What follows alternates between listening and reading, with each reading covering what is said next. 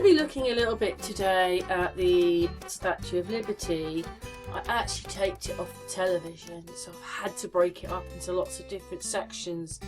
But then, because it's like, what is it? Male, female? Who is it supposed to represent? And then there's this big sort of Egyptian thing in America, and also that people don't know about really, that the towns were called. And then people say the rivers are just like they are in Egypt, so it's the original Egypt. And then you've got this Roman bit. And it's very strange that it's all done in Roman at the time where you're supposed to be having your independence from the UK. It's all in Roman.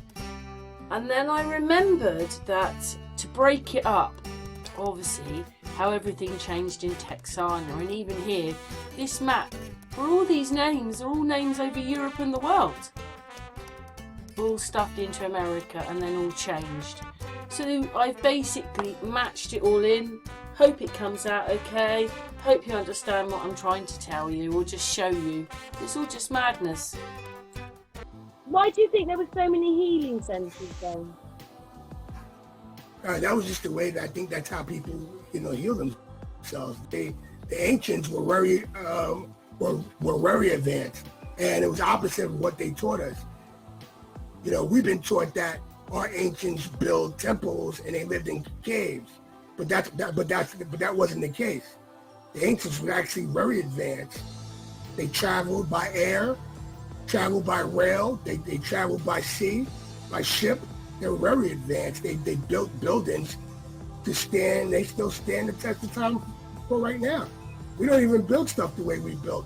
So the ancients were very advanced. I just think they knew more about vibrations and harm.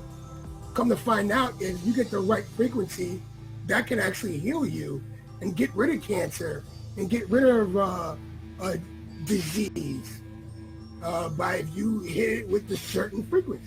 Lost towns came to my attention.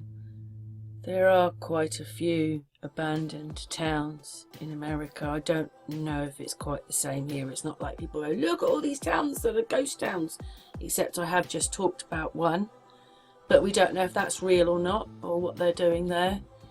But people take their cameras out and they go and film all these empty places, which when we're overcrowded just seems quite ironic. Sometimes there are real good reasons why these places aren't there anymore, but most of the time something else has happened, and we know, hasn't it? Anyway, I could go on and on and on with people making videos about places that are now empty. But anyway, I came across this person's video. It was that one there, the ghost town of Texana. And I watched her video, and also she obviously, helped me my little Dolomite video as well, which I did a couple of weeks ago, I think now, or last week. Anyway, I watched that and I took a few pictures to try and explain what she's saying, really. Ed thinks Bartoldi was actually looking even further back in time, to a monument that experts believe featured a very similar looking headpiece. This is the Colossus of Rhodes, and this was an image from the middle of the 19th century. This is what people then thought the Colossus of Rhodes must have looked like. Anyway, I watched that and I took a few pictures to try and explain what she's saying, really. Haha! In Jackson, there used to be a town called Texana, and it was there to begin with, and it was recognised as a town, and this person was there. But obviously it was called something else then, like Rosanna. And then obviously they didn't like him, and obviously he's the side that didn't win. And obviously there are so many things that changed in the 1800s. This is obviously where the corporation took over or whatever. But anyway, he wasn't liked by the government that was in. Rebel. But we're looking up Texana. There are a few plaques, but what's happened is that a water company has built a dam over the top of it. So this town, which was one of the early towns in America, so they're saying, is now underwater with just a few little plaques around. I think maybe there's a churchyard, maybe that's still there and that's in somewhere else's grounds and whatever. There you go. Ghost town without a trace. Texana story. Community was formed in 1834, populated by 1884, but empty by 1960s.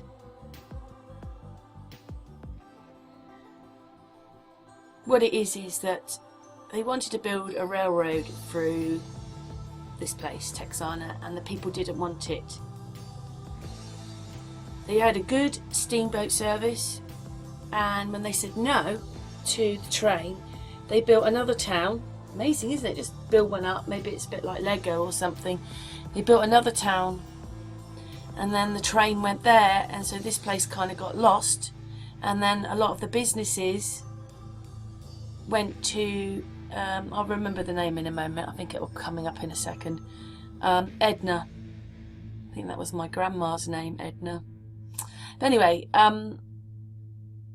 when the people in Texana said no to the railroad, they went to Edna, and then this place emptied out because a lot of the businesses went there, even though it was only about 10 miles up the road, which seems quite incredible. But anyway, there you go. It was a ghost town by 1968. So that's what killed the town, the railroad not coming to them, but they said no.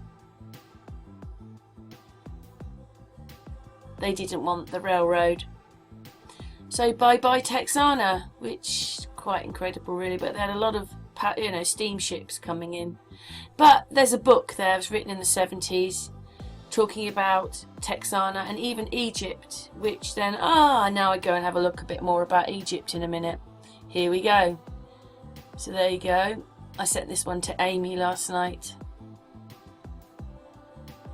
Some houses in this area. They also had that exhibition. It's quite incredible, isn't it? And Phoenix is only down the road. So it's all a bit bizarre really, but they're not overly talked about, these places. Come on. I mean, the actual inhabitants of the place that's called Egypt is only about 100 and something, but in the area obviously there's more. But anyway, I went to look up. This is just in Texas. With a crown that had spokes on it, and those spokes represent the rays of the sun. So, is Liberty really a secret homage to the Colossus of Rhodes? To find out, we need to discover what this ancient statue really looked like, rather than relying on 19th century illustrations based on guesswork. This is just in Texas. These are all the places that are now not there. They're not there anymore. These were little towns or villages or whatever in the 1800s that were there but are not there. But this is just one county. This is just Texas. And by accident I got here because, you go to one picture and you go to another and it leads you onto something else and then onto something else. And I thought, wow, it's not just 10 towns. We're only at sea. How many did we go through? 30, 40? They obviously just changed all their names. Look at that. We're only on sea. We're only in Texas. We're not in the whole of America. So imagine this times 50. How many places have disappeared? That one's called Coke. Anyway, you can stop and do it slower if you want and look at the names. Maybe some people have bits of distant memories with these places. Elizabethtown comes up a couple of times, which is there, but I think I'm going to press the button because just wanted to... that's it. There isn't anything else. This is, they're just like one house to explain that this was where this was. Anyway, I got a bit stuck in there. I was on my iPad when I did this, but anyway, moving on now. But we're still only on E. Come on. There's something very, very, very, very, very, very, very, very, very, very, very wrong if nearly every town in America changed its name in the 1880s, sorry. Anyway, this is a bit of back to Egypt now. It seems a bit strange saying Egypt. in America. But anyway, you can read what that says there. I've got hiccups now, of course, when I'm recording. Anyway, yeah, there you go.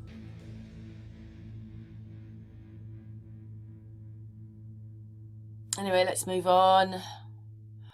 Because I just want to show you how many names there are that are not there anymore.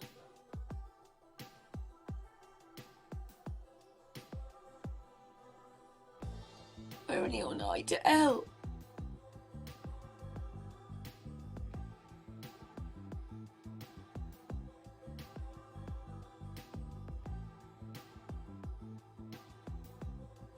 Some of the names for these places are a bit weird, but this is what is explaining all the places that have gone. Maybe we just associate them a bit different today to how when the name was made. I live in Coke. Maybe it meant something else in those days. It means a fizzy drink now, so we all just associate it with the fizzy drink. But you know, I was going to someone. I think it was Mikey told me. Well, he thought it was a good idea if I tried to explain things because we forget the meanings of words. I think we're coming up now to Texana, but for instance, I used to live in Inkpen, but the pen part of the word is because they had sheep. Anyway, if you want to stop and read this, please stop and read it. And Hungerford is the ford is because there was a ford of water there, but a lot of people don't associate, oh, Hungerford, water, Inkpen, sheep. They associate those things. They're just names, they're just village names. Mikey thought it would be a good idea if I broke them all down, but I just know those two, Mikey, as an example to explain. Everybody has to do their own homework, but ford means water, and pen, anything with pen on, means sheep. So there you go. I've got two parts of. There's loads more what words mean, but anyway. And so there you go. There we talk about the lake, and what it is it's now got this reservoir on the top of it, so there is no Texana anymore. They sunk it. I wonder how low it was then if they put a lake on the top of it. So there isn't really, you know, like the videos at the beginning are empty places. This place is gone. This place is underwater now. So now I'm just reporting that to you because I just thought that was a bit strange. Things we don't know. And anyway, there's the river, and that's the river, and rah-de-rah, and these are the little pictures they give you to roughly where it is, but I don't know if it just tells you the river name.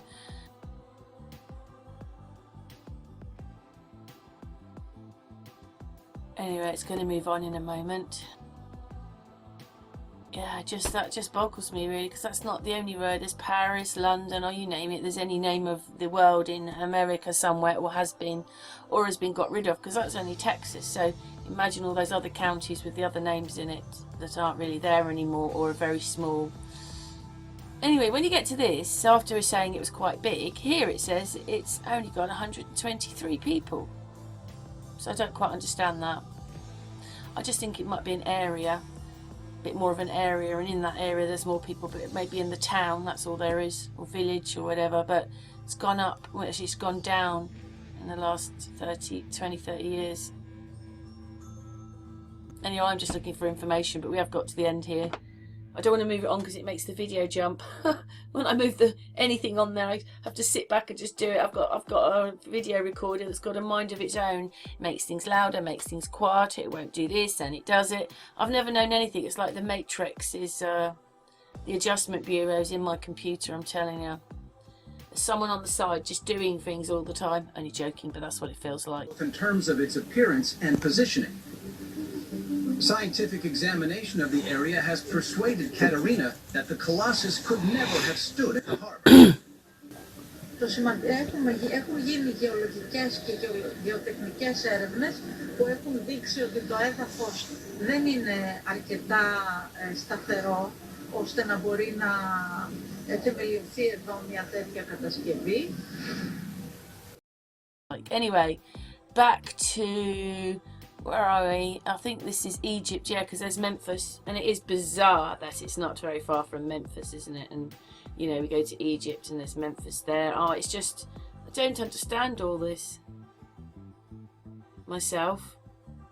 It's there in America. I went to see if it lined up with Egypt actually, but what it is they're lying. I mean, England lies on its side and they're not telling us the truth where the land lies, so it was actually a bit hard to do it, because That's the only space I had. And also, you know, it's not lying right, is it? None of the land is lying right, because it isn't. So it doesn't really matter that I tried to do this, because Egypt's in there, and then I go across and it doesn't line up. But it won't, because America and Africa aren't quite lying the way that they say it is.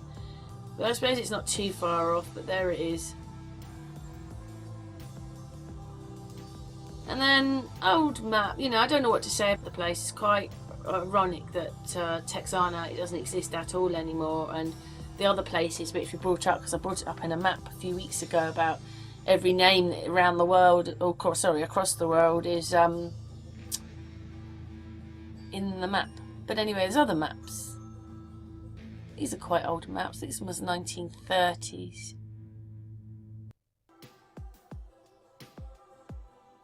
But you know, you go to one map or one explanation, and then it leads you, and you're looking for more, and then you go, oh, I've got that now, and I've got that. There is so many maps on America that I could have just sat here for a couple of hours just going through all these maps. They probably don't mean that much anyway, do they? Because, well, there's little bits that might interest people, I suppose.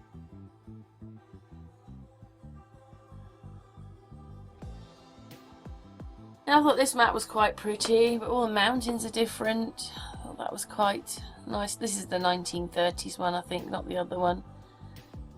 Sort of got drawings or people and things happening on it, but it's quite a nice little map. 1939 that one was made. Stone slab. It's the perfect size for a huge plinth.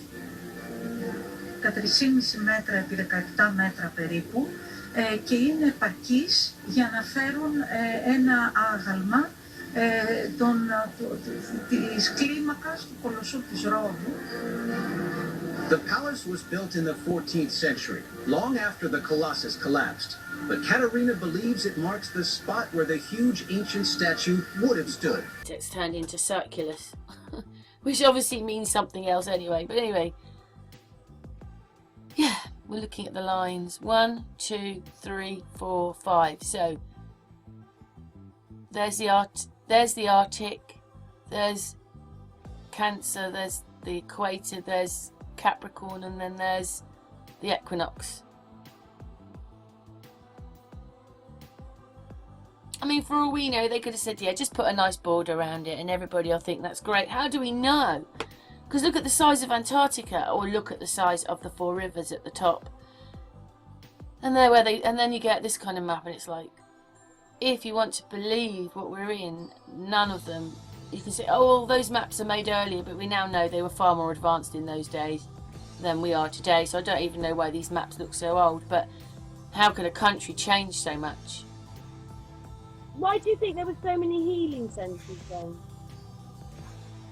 That was just the way that I think that's how people, you know, heal themselves. The ancients were very advanced, and it was opposite of what they taught us.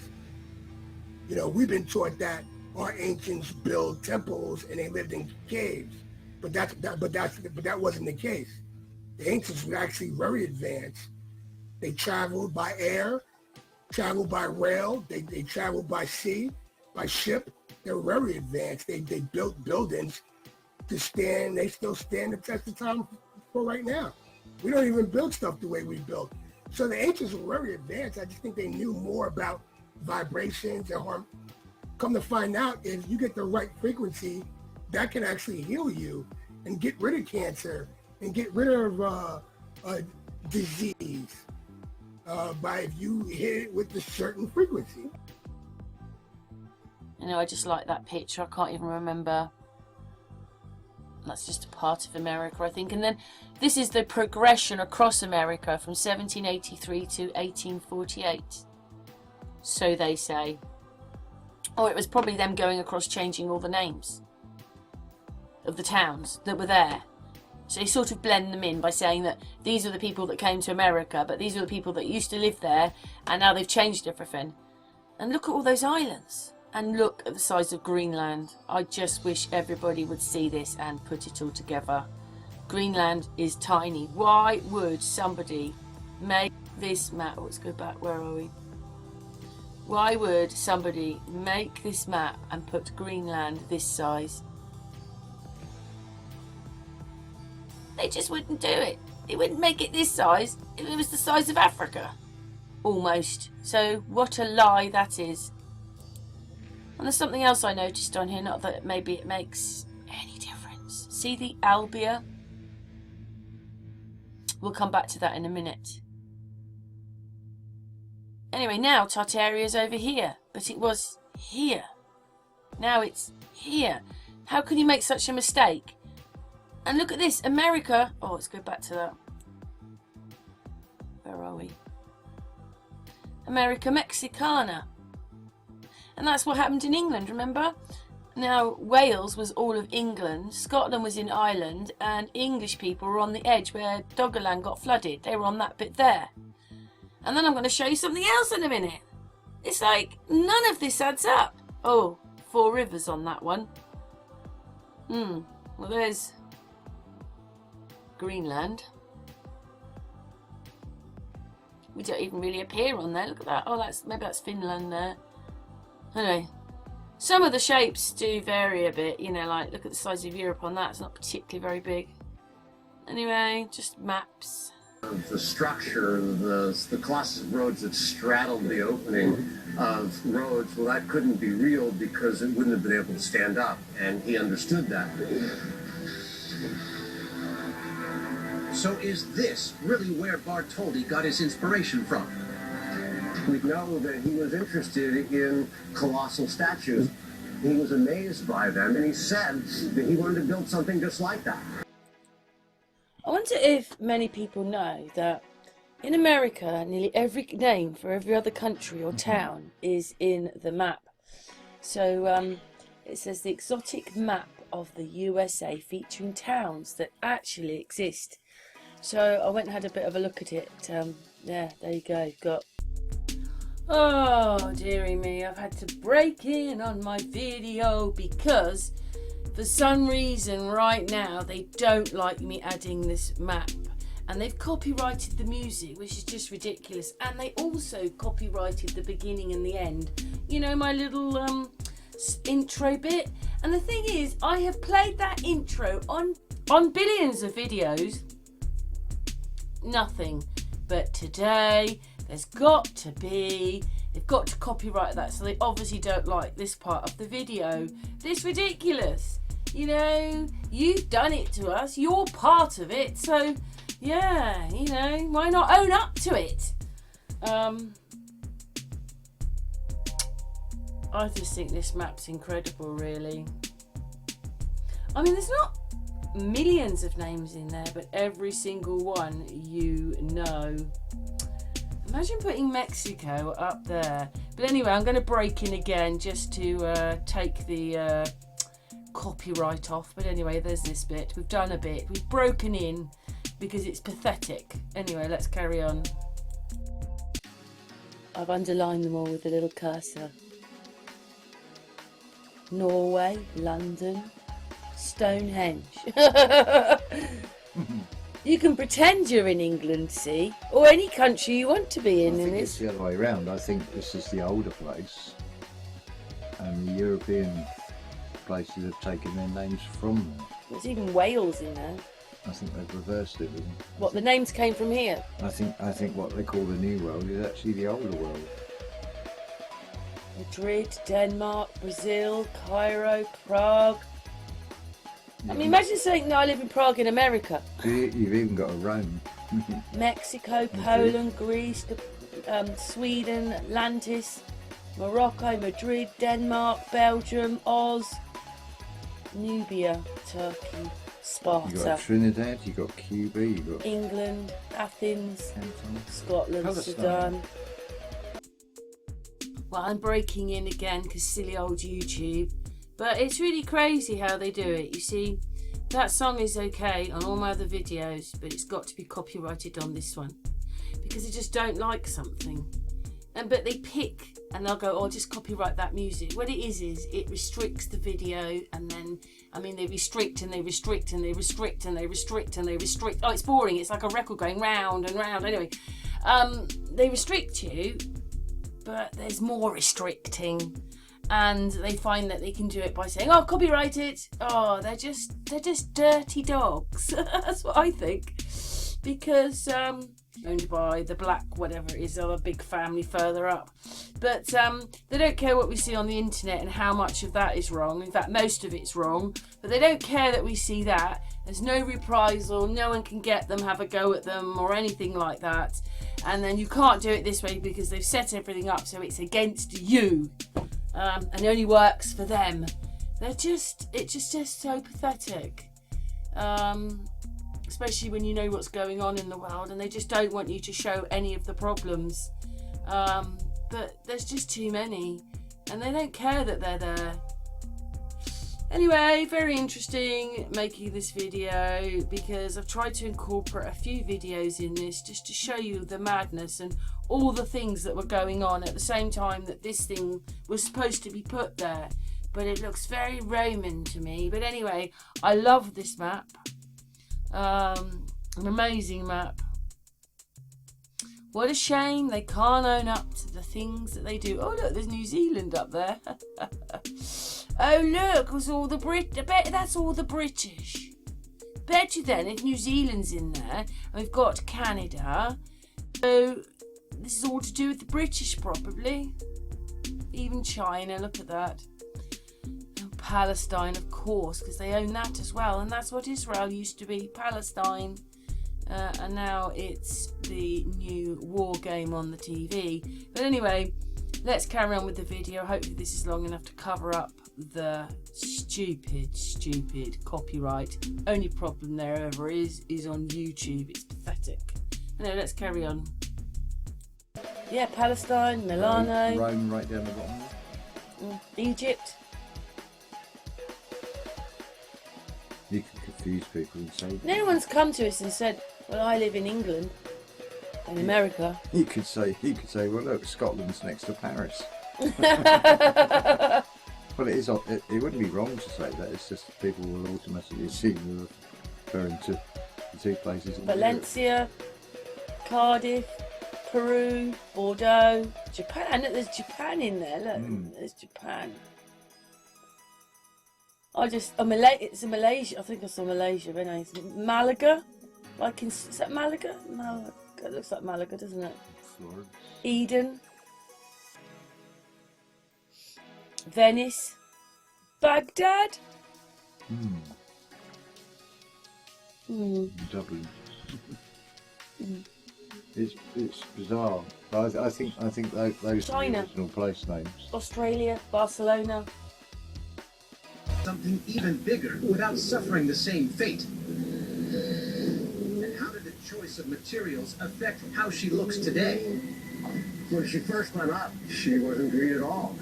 That always amazes me. 62,000 pounds of the purest copper make up the statue's skin. Well, look at that. This is an older video of mine. It says 2 years ago, and see how many people are watching me there? And YouTube already affecting the channel, and a lot more people used to be watching me, but they've done something. Well, look at that. This is an older video of mine. It says 2 years ago, and see how many people are watching me there? And YouTube already affecting the channel, and a lot more people used to be watching me, but they've done something. It's not me, but anyway, let's just carry on and not moan. But the point of making this video was that when I talk to people, they go, "Ha, well, you know that Rome was in America, don't you? Ha, you know the Egyptians were in America." And then you come across this map here. Some of the names are still there of these places, like I've talked about in this video. Memphis, near Memphis, Egypt. And when you look, you can see, hopefully everybody can see, all the names on the map. It's quite incredible when you think that the world is sitting in there, in that map of America, when we've been talking about the Statue of Liberty, relating to a Greek god, the god of the sun, and all this. and Texana, all those names changing. So it's not just they've changed or tried to cover up all this, they've changed thousands of names. What a big task that would have been. Wow. And anyway, let's do that in the next bit. Let's listen to a bit more. Thick as the copper itself, covers every surface. But stripping away 130 years of oxidation reveals the lady's true color. When first built, she would have looked like a gleaming golden colossus of ancient times, towering over 19th century. Obviously, I think this is when James was staying at my house and we had this hangout. A little one about, like, this is just incredible. Look, Antwerp, Sweden, Poland, Berlin, Moscow. There's a few names in here and a few names in here, like China. Huh. Florence. And then down here, look at that. I just thought that that was quite incredible when we've got well, I'm going to just have a look now at what people think, okay? A lot of people think that the Statue of Liberty is Apollo. What they're talking about the Statue of Liberty is that maybe it is a replica of the Colossus of Rhodes, but obviously a lot of people draw him with his legs open on statues, and this is why he fell over in an earthquake and was destroyed. But a lot of people aren't sure if it was actually quite like that. You know, if it was true, maybe it wasn't standing like that, it was standing like this, but it seemed to be destroyed in an earthquake. But they're still wondering whether the Statue of Liberty is a take on that. But that would be the Romans, even though there's a big long kick with Egyptian as well in America. I suppose when you're told something and that's all you've heard all your life, but actually when you look at the statue, it does not, they still, even though they refer to it as the Colossus, which would be a he, they still refer to this as a she. But it does, I mean, obviously that can't be right, that's been flipped. But anyway, there's just no way does this look like a woman. They're saying maybe it was modelled off of the person who made its mother. I suppose they have to make history up, don't they? And the fact that really interested me, which might not have been explained, is that obviously this statue, the base of that statue, with this, I'll show you, hang on. There's this kind of structure inside of it, built down into the star fort. Obviously they said that they put a cape on it because it made it more sturdy as a statue.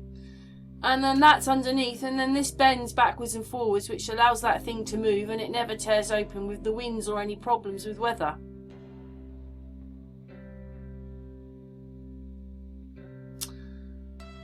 So crazy when all that happens to those buildings, and that's not very far away. Nothing happened to that. Yeah, but anyway, this structure is inside, and this is what enables it to keep moving with all the wind problems. I'm surprised that they never got it back to being gold then, because it's just affected copper, you know, with the elements. It's made it go green. You'd have thought they wanted to keep it gold, but when you see that, you know, when we go back to have a look at him, I'm not so sure about the base of it, built into the star fort. But the statue itself looks Roman to me, and a man. I can't believe that you could call that Liberty was a woman. This one was a man. Each stood 5 feet tall and weighed up to 250 pounds. Workers mounted the skin on an internal frame made of iron bars and riveted each large section together. The people of Rhodes used an abandoned siege tower as a scaffold to reach the statue's crown, a dizzying 110 feet off the ground. I was really shocked myself when I realised how small it actually was up there.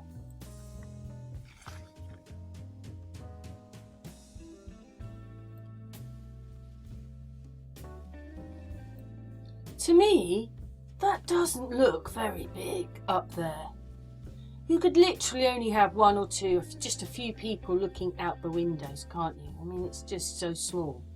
I know that we've just seen a picture, and it isn't very big. I know it's an amazing achievement considering how long it's probably been there, but it's not very big up there. I definitely wouldn't want to walk. I wouldn't want to walk round that little thing. You know, there's a gold flame on there, so why not have made the... Oh, anyway, it's green instead of being gold. Copper would have been gold, but it's gone green, but the flame is gold. But would you want to walk up there onto that little thing? If you know the inside of that is not very big, would you want to go on the actual flamey bit? Because I wouldn't. Inside, it's a lattice. I mean, obviously this thing wasn't really made for people to go up it, was it? You've got to have this completely narrow staircase all the way up. It's showing me just stairs, so you've obviously got to walk up there. There must be 2 staircases. You wouldn't want to meet anybody on there. They look like half steps, don't they? Lengthwise. So supposedly in the base there's hundreds of tons of concrete. So they managed to use that to make this. I mean, that must be the original put into the... Well, the starport's the original, and then they've built this into it. But they use concrete. So they must have thought concrete in those days was quite a good thing to stabilise this structure with this thing inside. Yeah. Anyway, let's carry on with the video for a minute. It was a much less expensive than Hefron. It was just a technique to save a lot of money. According to legend, the Colossus of Rhodes was built using captured bronze weapons from a recent war. But Frederic Bartholdi didn't have this advantage. He was limited by money and had to drum up funds to realize his vision.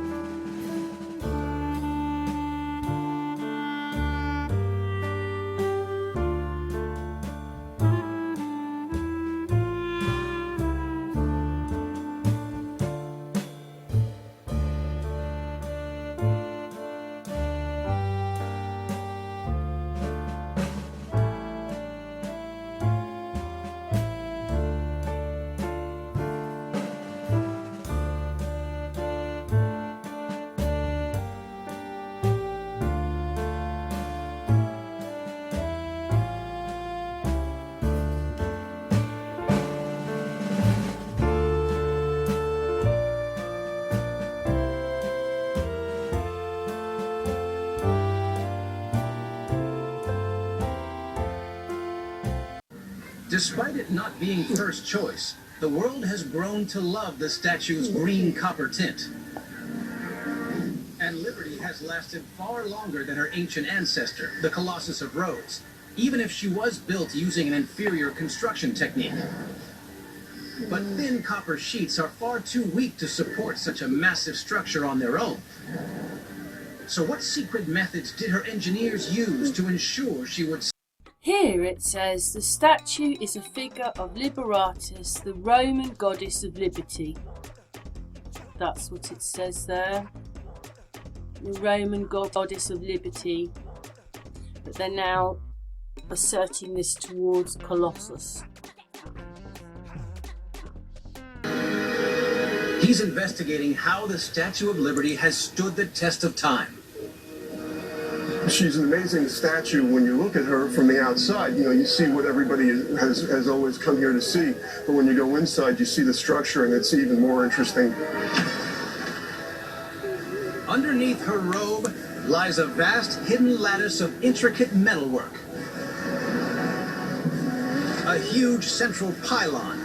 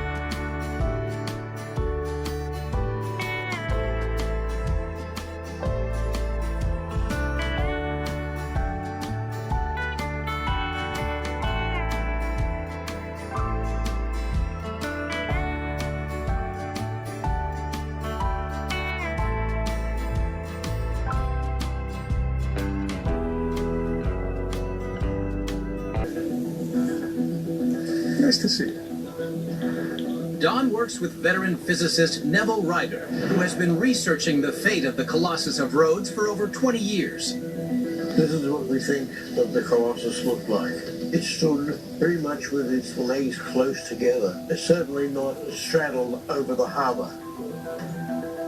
Neville has built a computer simulation to investigate why it fell.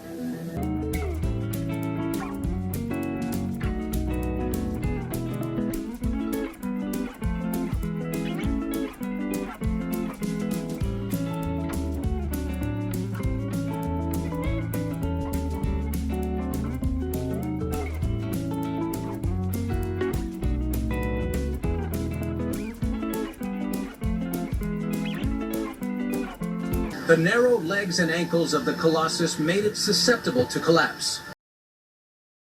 So Liberty was designed to have a wide flowing robe around the base. The robe would make her more structurally sound. That would also help her deal with a more likely threat.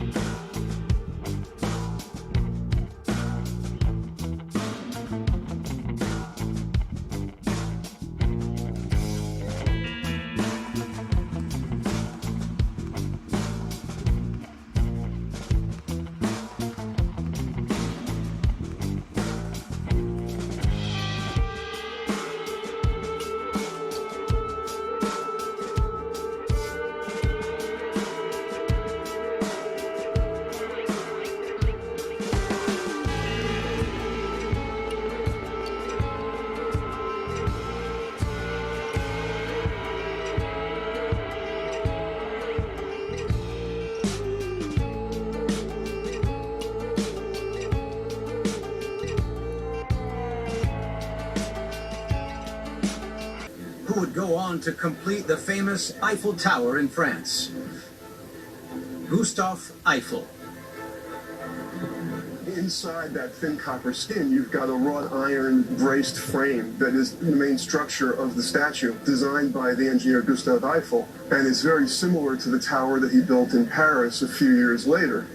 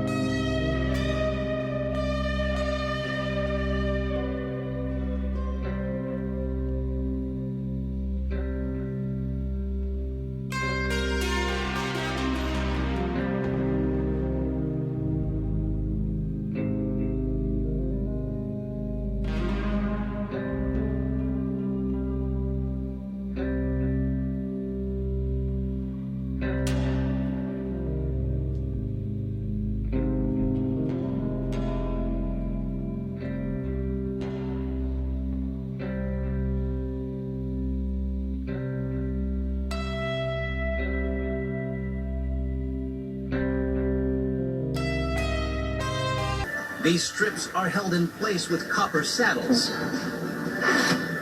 so that the two layers move independently.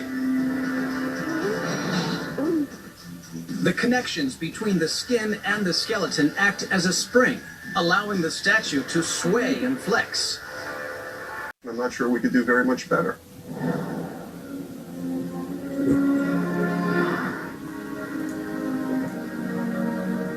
On the outside, the Statue of Liberty resembles the gods of the ancient world, but inside, she is a modern engineering marvel. Her face may have inadvertently been based on a real person, but this great monument has grown in people's hearts and minds to take on a unique identity of her own. Ah, this is it. Valbia. Didn't we just see that? Yeah, there, in Greenland. England. Faroe Islands up there. Anyway, yeah, where's the next one we'll go to? Oh, yeah, 12. It says Denmark. Do you see that? Number 12. Denmark. Denmark. Denmark's there. Well, that's Denmark. That's Denmark. Huh? 12. That's what it says on this map here. I think that's all the people that don't want to be in the European Union, so that's the only reason they've got that on, is because they didn't want it. So anything that's got that on didn't want it, and so forth. Anyway, I think, oh, let's go stop there a minute and go back just a tiny bit, because I think I'll make it a bit bigger here. Yeah. So this was the original Tartaria. In here, in this lot. But anyway, it changes on another map to the other side, so it's a bit hard. And then this one says, yeah, there you go. I just wonder where these maps come from, or these ideas. And that one's most common surnames. Bit of trivia there, I'm afraid. There you go. Just different maps I found. Bit of history there. Civil War. But anyway, Albia, yeah, Greenland, and a tiny little Greenland. I mean, it looks like, actually, to be honest, when you look here, that almost could be Angel Land there. Look, A-N-G, Ange, Angland, Angland, Greenland. Anyway, let's move on. Don't really talk about all those islands, do they? America doesn't even look, or Canada, don't even look that far away. Lots of islands in there. See, there's lots of islands there that aren't there now, and you've got like here, like you've got South America joining Antarctica, but more waters come. Quite a lot of waters come there, but at California they only lose a little bit of land. I don't know, I just can't work it out what's happened. It's just none of the maps really add up. So there you go, there's Tartaria here now, and it was here. So what does that mean? The whole thing was Tartaria? And I don't know what people think of that one. Anyway, we've seen these ones before. Americana, Mexica. Anyway, I just wondered what people thought. I know the old maps could be wrong, but we're working out that they were a lot more advanced in those days, travelling on water. Even in my hangout today, Rich, he said it. They were a lot more advanced. So, yeah. And look at the size of Africa there. Anyway, you know me, I keep looking things up. And the size of England and what it looks like is a bit weird. Don't ever talk about Doggerland in any of these maps, or there's any hidden land there, so that's all a bit strange. There's obviously a bank out there and they've decided to make up all this history or something. Or maybe you could get to the bank and there was some few buildings and things and they just... I don't know. What's your thoughts? Hidden within. The island she calls home is an archaeological treasure trove, rooted in the birth of a nation.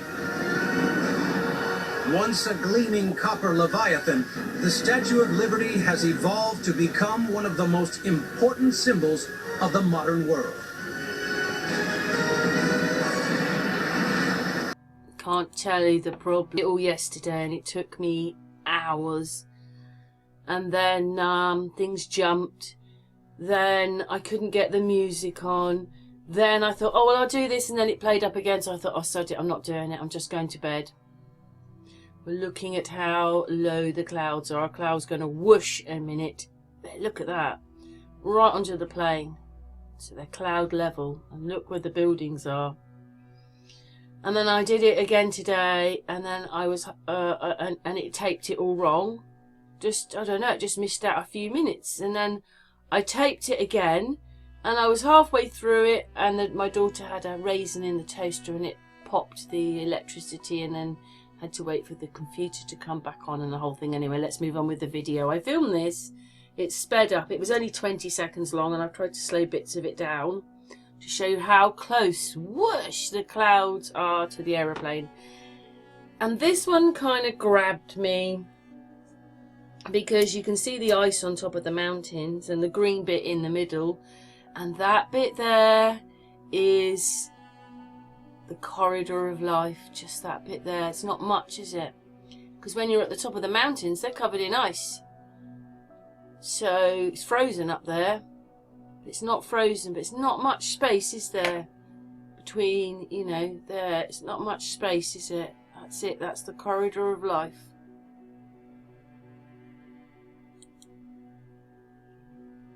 Oh, I thought I'd stop the video. Did I stop the video? No, I think it got a bit stuck there. But anyway, we're on to showing you, look how close the clouds are. This plane is above them. You can see the fields, the roads, cars, hedges. Not that high up, is it? But there are the clouds. So I thought this is a great little video to show you how close those clouds are.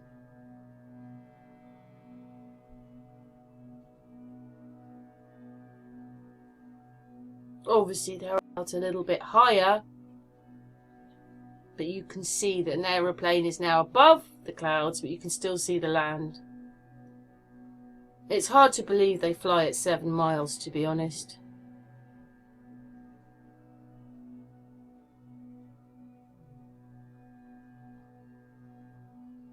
Just look how close they are.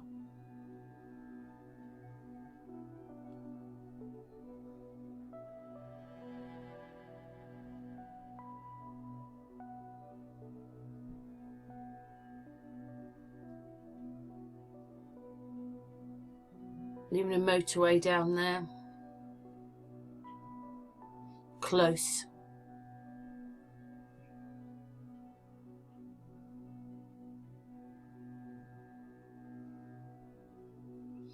Anyway, I went myself to Groningen in Holland, and I went from Southend Airport, and it says that it's 438 miles away if you drove it. Obviously you can't drive across the sea, but with the boat and everything. I went there probably 2017. Might have been 2018, it was quite a while ago. But when you put the into miles, that's 271 miles, 436 kilometers.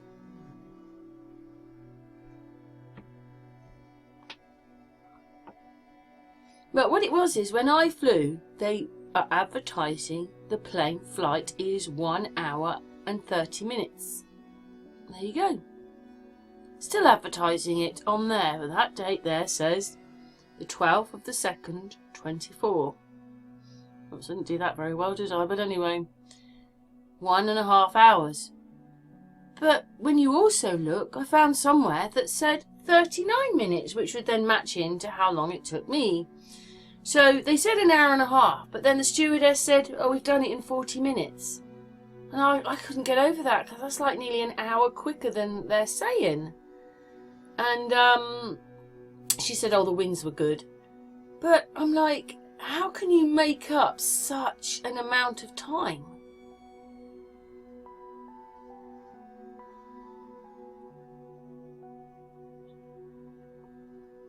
Anyway, I'm just going through this. Come on then, move on. Yeah, because I think it's messed it around, my video from when I did it yesterday, but I thought I'm not doing it again. It's taken me hours. I was thinking, like, should I do this video? Come on, move on. Let's move it on. Oh, it's moving on now.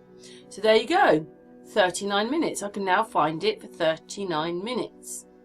Same thing, but it says 1 hour and 30 minutes, but this one says 39 minutes doing the 440 kilometers. So to match, I wanted to see how fast we'd have to be going if we did it in 45 minutes.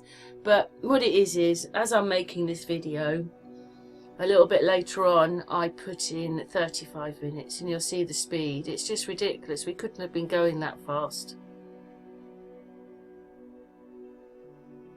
So I still haven't found what I want. 300 miles an hour is still not enough, but that would be the whole. That would have to include takeoff and landing.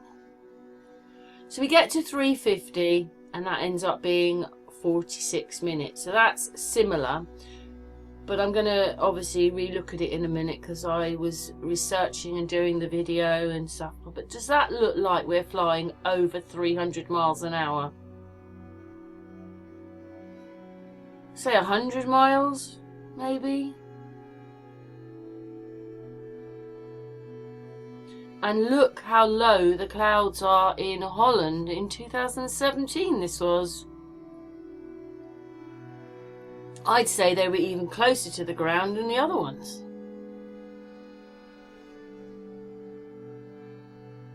I wonder if people realise that they are this close. So that's the speed of sound. So we're getting on for half the speed of sound. But I did look up. That's the plane I went on. It's a Flybe plane, but it didn't have markings on it. But Flybe have lots of those planes. I think we'll see a picture in a moment of a Flybe plane. Yes, but I took that picture of the little plane we went on. It's not particularly big. Look at it. The man standing there under the engine. You can see how close it is to the ground. But anyway, that's the plane. So they're the same planes, and it's a ATR 72-500. So it says that they can go 518 kilometers.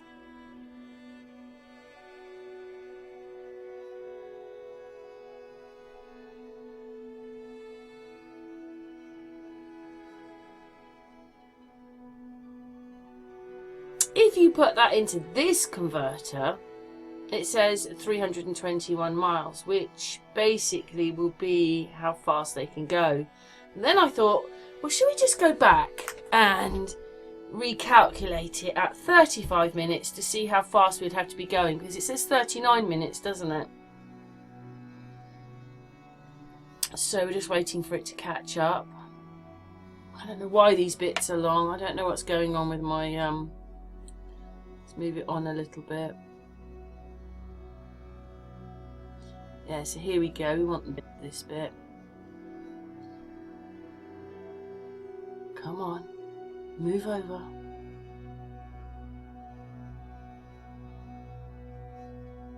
So I put in the distance of 271 miles, and 35 miles would be 464 miles an hour. We wouldn't be able to go that fast in that plane. So I think I put 40 back in, because that's what I said at the beginning, although she said 40 into 35 minutes. And I just have to wait for it to work. Come on then, baby, work.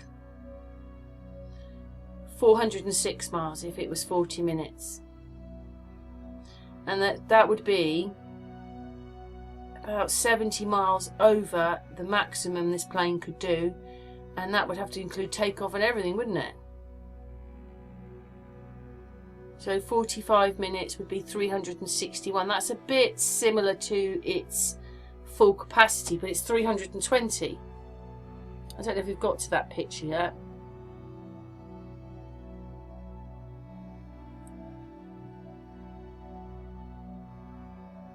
So that doesn't match up, because really we did it in about 35 minutes. That's what she said at the end. And that's 361 miles. Sorry, 464 miles. That's just impossible. We couldn't go that speed. Anyway, these are how fast they reckon that you're going when you take off. Now, when I've looked at it before, they're running up the runway and then the captain goes, we're doing 100 knots. And then a few seconds later they go retard and the plane takes off. So they can take off at 100 miles an hour, obviously not particularly laden. The more laden, the faster they have to go. So at 267, take off. We've taken off now. So I noticed it on a lot of the flights that when it got to 200 and whatever it is in miles, 167 miles, that was it. So this is them going up the runway. I mean, that doesn't look particularly fast, does it? So there's the 100 knots. We count 1, 2, 3, 4, 5, 6, 7, 8, 9, 10. We need the VL. Just over 10. Now VL, that's it. Take off. Rotate. Off we go. So it's whatever speed they can catch up after the 100 knots. They have to get to that, and then they're thinking of actually taking off. So here it says they take off at 149 to 177 miles an hour. And small planes, it's less speed. There's another one. I was just looking, but I'd kind of had enough last night. You won't notice it, but I spent hours on this video. This was somebody who had the longitude and latitude and everything there, and we're looking for that speed again. It's going to get to 100, because obviously there's km mile an hour. Oh, it's sorry, km, and then there's miles per hour. And when it gets to 167, it takes off. Oh, I never noticed that before.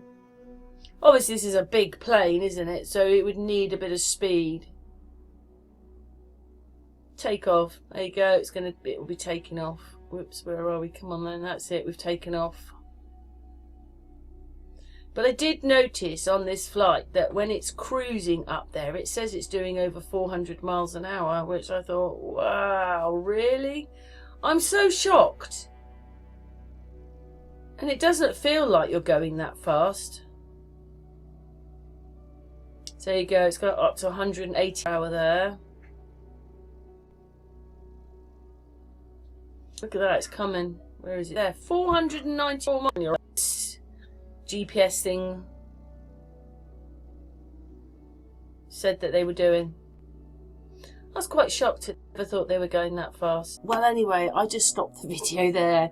But that on that video, it's 25,000 feet, which is 4 3/4 miles.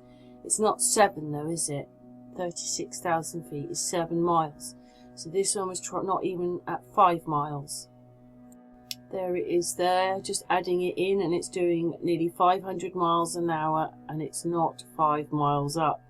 I suppose, is that 5 miles? I don't know what they are there, but anyway, it's saying 25,400 and whatever that is. I don't know what that is. Anyway, 25,000 feet. So I thought that was incredible, because it's not 7, is it?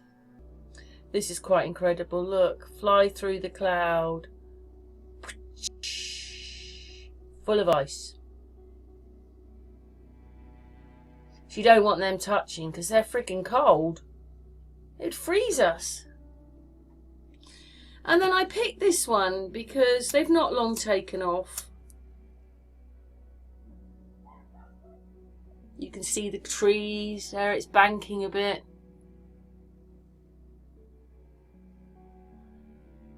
I think I'd go back. There you go, so banking. You can see the buildings and everything. There you go, they're in the cloud.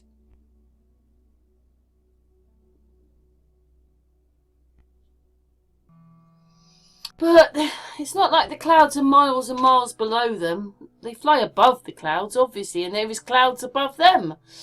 But, you know, those clouds obviously are closer than when we look up in the sky. I mean, it's just incredible. Even there, loads of cloud.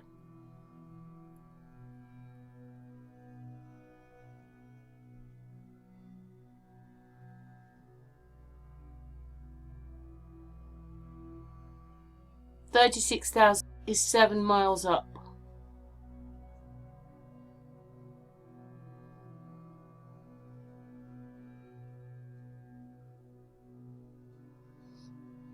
And the clouds are not very far away, are they? I just don't think people... What's that? So what's that? So if the clouds say a half a mile up, then that's a mile. Miles.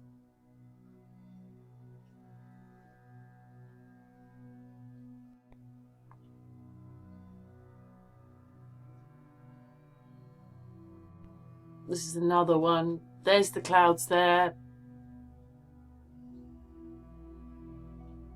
Within moments, they're almost in the clouds.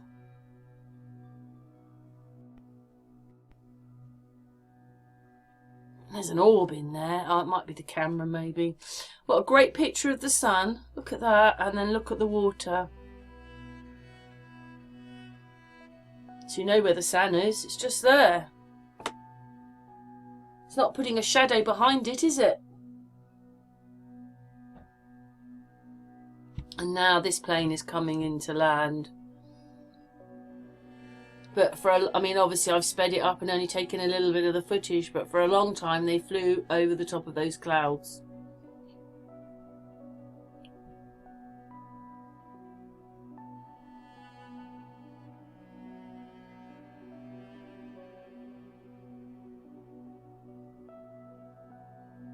Incredible. Come on, has it got stuck again? It's got stuck. Come on. I don't know why it's got there. It's moving now. And then he was it here? He flies through the clouds. And then look at the corridor. That's it for the clouds. It's not much, is it? That's how far away the clouds are.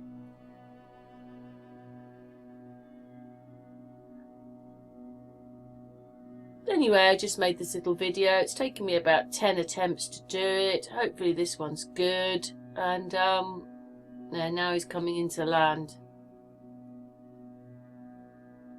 Incredible. Anyway, what's your thoughts? I think it's just quite incredible, you know, that journey.